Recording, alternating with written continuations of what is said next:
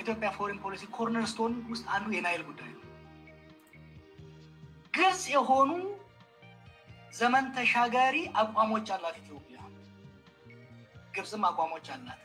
በሚደረጉ ድርድሮች ውስጥ አሜሪካም ሆነ የዓለም ፋይናንሻል ተቋማት መሳተፍ የለባቸውም። ምክንያቱም ሁሌም ቢሆን ከግብጽ ጋር እንደሚቆሙ ይታወቃል። ህዝባችን መረዳት ያለበት ከአሜሪካ የሚመጣ ከወርልድ ባንክ የሚመጣ እርዳታ ስሙኒ በአባይ ተፋሰስ ላይ ለአንድ ገበሬ ትንሽ ኩሪ ለመስራት አይፈቅዱም። ምክንያቱም ግብጽን ለሚድል ኢስት ፖለቲካ ይፈልጓታል፣ ለስዊስ ካናል ይፈልጓታል። ከዚህ አንፃር እኛና ግብጽን ፈጽሞ ሊያወዳድሩ አይችሉም። ሁሌም ከግብጽ ጋር ናቸው።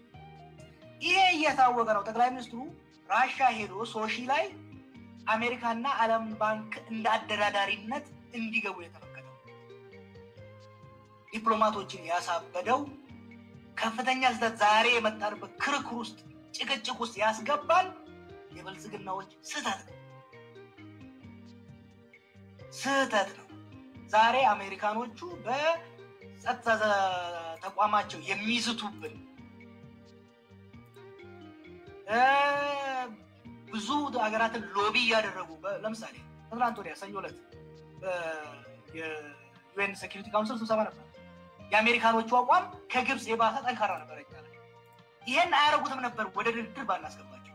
ወደ ድርድር ስላስገባናቸው ደግሞ እነሱም የገቡት ለግብጽ ብለው ብቻ አይደለም። የእስራኤልና ፓለስታይንን ጉዳይ ከዚህ ጋር አያይዘው ስላቀረቡት ትራምፕ ደግሞ ለመመረጥ